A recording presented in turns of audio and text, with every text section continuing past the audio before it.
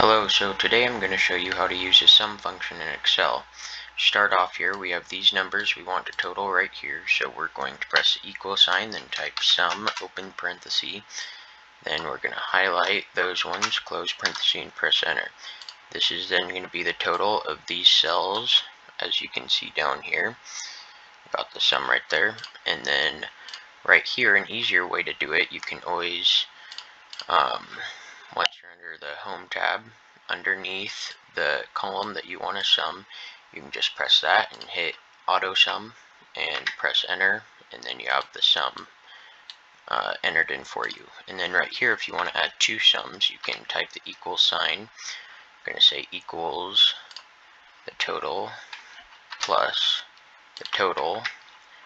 Or if you have spread out digits and you don't have these totals pre-calculated, you're going to hit equals, then you're going to type sum, and you're going to highlight that plus sum of the other ones you want to add, and then you hit enter, and it will total these two boxes.